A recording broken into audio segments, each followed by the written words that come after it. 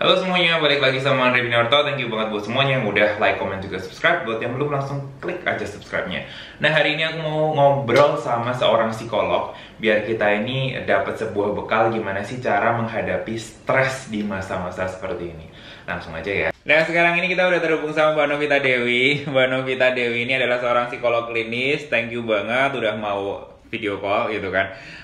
Tujuannya dibuat video ini adalah pengen menginspirasi teman-teman sama memberikan sebuah solusi gitu. Siapa tahu dengan mendengarkan video ini dan nonton video ini gitu kan, bisa tahu gimana sih caranya menghadapi stres di masa sekarang ini. Karena kan pasti kalau sekarang ini berasa kegiatannya sangat berbeda sekali ya. Kalau tadinya bisa keluar-keluar ke mall, bersosialisasi sama teman, sekarang harus diem diri di rumah gitu. Aku punya beberapa pertanyaan nih sebenarnya gitu. Nanti minta tolong kita diskusi ya gitu. Yang pertama, gimana sih caranya ngasih tahu wabah ini ke anak? Oke, untuk kasih tahu ke anak, kita harus lihat dulu usia anak ini berapa. Kalau anak-anak yang TK, SD, kita bisa cukup pakai banyak kok sekarang bantuan video-video animasi yang dibuat pemerintah juga ada gitu, yang di situ cukup kompak menjelaskan tentang wabah ini apa sih sebenarnya, corona ini sebenarnya apa, cara penularannya gimana, cara mencegahnya gimana, cara untuk bisa melawan virus ini tuh seperti apa gitu. Itu bisa dikasih. Kalau untuk anak-anak yang sudah bisa diajak diskusi, SMP, SMA, SMP naik lah ya, SMP kelas atas gitu, mereka bisa untuk diajak untuk tahu infonya, misalnya dikasih tahu pemahaman itu pasti, dikasih tahu bahwa saat ini di Indonesia ini sudah ada beberapa tempat loh yang sudah kena segala macam, supaya mereka punya frame yang sama, frame yang bisa paham bahwa kenapa kok akhirnya papa, mama, kita semua kegiatan semua ada di rumah, nggak ada yang ke sekolah, nggak ada yang ke kantor segala macamnya karena ini kondisinya seperti ini. Berarti tergantung dari anaknya usia berapa tadi ya gitu. Terus habis itu diberikan pemahaman sesuai dengan bahasanya mereka gitu. Jadi kalau anak-anak berarti lebih simpel, kalau yang SMP, SMA dan ke atas bisa dikasih tahu dengan lebih detailnya seperti apa gitu. Nah, yang kedua ini aku pengen tanya nih, apakah secara psikologis anak ini bisa trauma dengan kondisi sekarang ini? Karena kalau sekarang kan anak juga udah terpapar sosial media banyak banget gitu kan. Terus habis itu sebenarnya aku keingat lagi dengan kejadian tsunami di Indonesia bertahun-tahun yang lalu gitu. Ada banyak orang yang terkena yang traumanya secara psikologis, namanya secondary trauma, itu yang aku baca-baca ya. Jadi kalau orang itu bisa trauma bahkan karena bukan dia sendiri yang ngalamin, bahkan gitu, cuma lihat di TV doang. Nah, ini apakah kejadian ini bisa kayak kejadian-kejadian itu? Jadi kayak misalkan dulu kalau ada tsunami orang jadi parno pergi ke laut gitu, takut kalau ada tsunami. Apakah dengan adanya wabah ini anak-anak bisa ada kemungkinan jadi kayak ngerasa aduh takut nih keluar-keluar ke rumah gitu? Bisa jadi, itu memungkinkan sekali. Pertama benar, sosial media itu dia punya pengaruh yang besar ya terhadap itu. Secondary trauma itu dia memang tidak mengalami langsung, tapi dia mendengar atau dia melihat, tapi tidak melihat atau tidak tahu betul, datanya nggak lengkap gitu, nggak kayak orang yang ada di saat itu ada di situ gitu.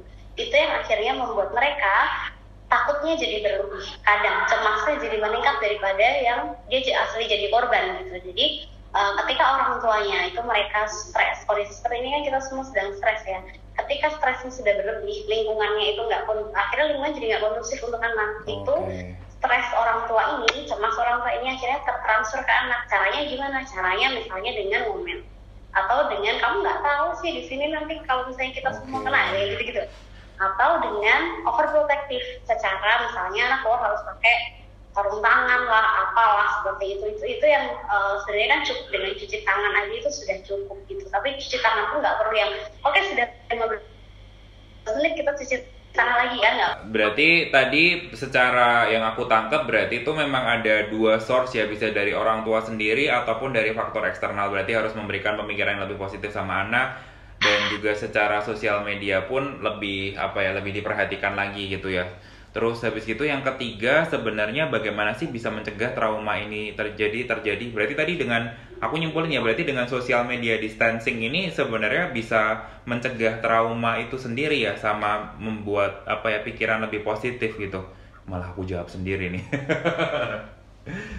Terus kalau yang keempat, sebenarnya apakah ada saran untuk orang tua dalam rangka di rumah aja, apa yang sebaiknya dilakukan bersama dengan anak?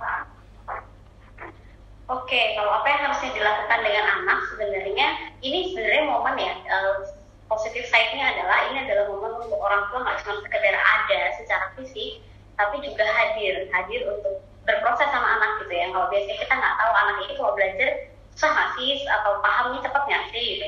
Saat ini atau caranya belajar gimana sih, saat ini cara kita untuk kenal lebih dalam tentang anak kita, atau banyak momen bareng anak, misalnya kayak main bareng, masak bareng, bersih-bersih rumah bareng, atau membiasakan kebiasaan jaga kebersihan diri bersama-sama gitu, dan dengan cara yang menyenangkan sambil nyanyi misalnya kayak gitu. Itu sih yang bisa dilakukan. Terus ada hal-hal lain nggak yang bisa dilakukan tadi? Berarti kan kita udah dapat poinnya tuh tadi, secara berpikir secara lebih positif. Terus habis gitu apalagi pokoknya ada bondingnya sama anak gitu. Terus habis itu tadi ada social media distancing juga gitu. Ada nggak hal-hal lainnya lagi yang apa ya, yang positif bisa dilakukan, jadi tips-tipsnya yang dilakukan di masa-masa seperti ini gitu? Oke, sebenarnya kalau hal lagi yang bisa dilakukan adalah nantinya pasti akan tetap merasa bosan. Ketika kita sudah ini berjalan beberapa waktu, pasti mereka akan merakyat untuk ya udah lah ya, untuk keluar segala macamnya. Nah, makanya frame di awal bahwa kenapa sih kok ini perlu dilakukan, itu penting banget dan perlu ketika anak itu paham, caranya untuk akhirnya membuat mereka paham lagi itu tuh akan mudah gitu. Lalu yang berikutnya kita bisa jangan ditolak ketika anak itu bilang dia bosan, pasti akan beberapa kali dia ngomong bosan, jangan ditolak, dia memang dia aku saja papa juga bosan gitu.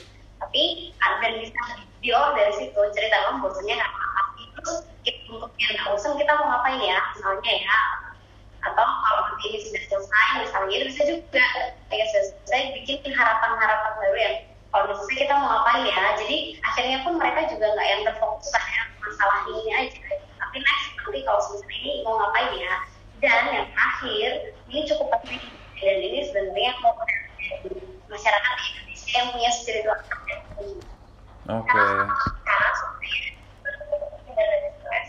Cukup mengurangi stres, dan yang kedua adalah kita nggak terus-terusan, itu bisa salah satu penguat untuk kita adalah berdoa.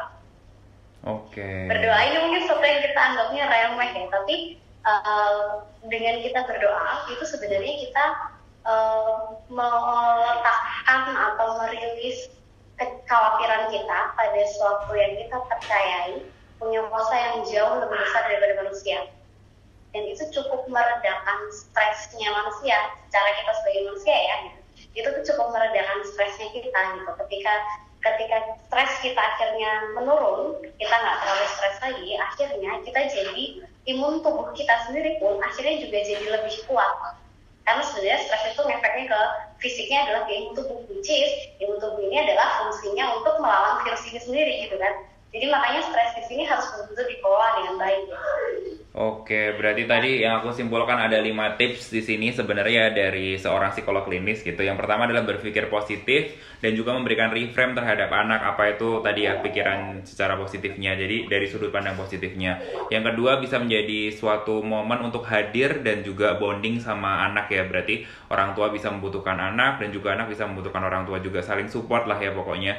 Yang ketiga tadi kalau misalkan merasa bosan, tinggal diakuin aja, berarti ya bisa merasa bosan gitu kan, diakuin aja. Juga mungkin bisa, yang keempat bisa bikin planning kali ya untuk kedepannya kalau wabahnya udah selesai gitu, apa yang biar ada harapannya gitu. Terus yang kelima sebenarnya aku juga rada nggak nyangka, yaitu berdoa. Bukannya ngeremehin ya, tapi ternyata berdoa itu adalah salah satu bentuk metode untuk merilis stres ya gitu ya. Jadi menaruh bebannya dengan ke spirit ataupun sesuatu yang jauh lebih besar kuasanya. Oke, menarik banget tips-tipsnya. Thank you banget ya Mbak Novita Dewi udah meluangkan waktunya. Semoga tips-tipsnya ini berguna buat teman-teman yang udah nonton. Tapi poin kelima bukan satu-satunya ya. Oh iya. Oh, aku juga nggak mau ini, aku juga nggak mau nanti kalau ada orang yang nonton video ini terus habis itu bilang bahwa wah dengan berdoa gitu jadi kebal corona gitu. Wah, ini disclaimer ya, dengan berdoa itu berarti bukan menjadi kebal corona, tetapi dengan berdoa itu salah satu metode untuk merilis stres, salah satunya gitu ya. Betul. Iya, disclaimer dulu. Ya udah, sekian untuk bincang-bincangnya kali ini. Nanti next time kita ngobrol-ngobrol lagi. Thank you ya. Bye-bye.